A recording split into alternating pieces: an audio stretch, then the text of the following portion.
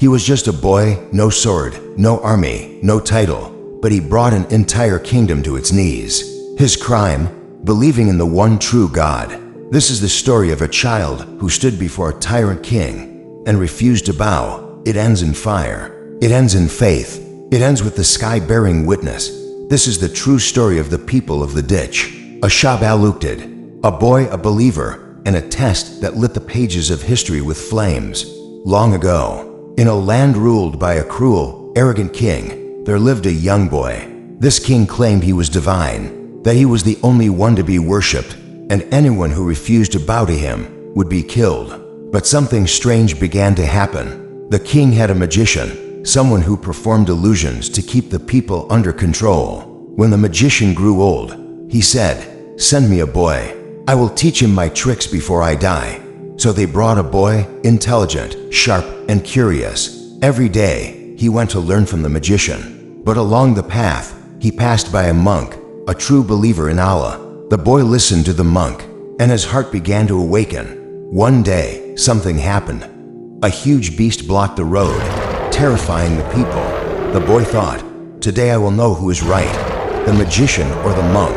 He picked up a stone and said, "Oh Allah, if the monk's way is true, then kill this beast with this stone." He threw it, and the beast died instantly. People cheered, but the boy believed. He followed the monk. He became a true believer in Allah. Allah gave him miracles. He healed the blind. He cured the sick. He did things no magician could do. Soon, the king heard whispers of a boy who could perform wonders and who didn't believe in the king. G's false godhood. The boy was arrested, beaten, threatened, but he never turned back. They tried to kill him multiple times, threw him off a cliff.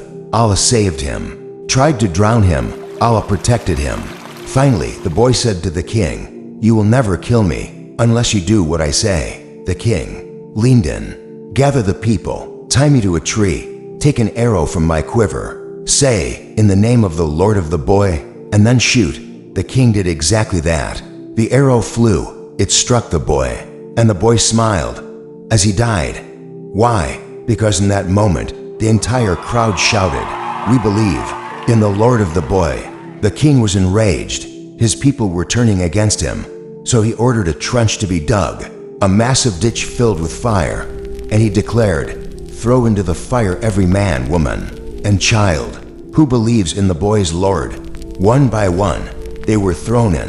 Even a woman with her newborn child was brought forward. She hesitated, and Allah made the baby speak from her arms. "Be patient, mother, you are on the truth." And she stepped forward into the fire, with her baby, firm in belief. The Quran records this moment. Cursed were the people of the ditch, filled with fire, as they sat by it, watching the believers being burned, simply because they believed in Allah, the Almighty, the Praiseworthy. Surah Al-Buruj 85:4-8. The sky watched, the earth shook, and their names were etched in eternal verses. This is not a story of loss. This is a story of victory of the soul. The boy gave his life and ignited the faith of an entire nation. The people of the ditch were burned by fire, but entered paradise forever. In a world full of pressure, temptations, and lies, will we stand like the boy? If this story shook you, don't let it end here. Subscribe, like, and share this video. And remind the world, true belief cannot be burned, it only rises higher.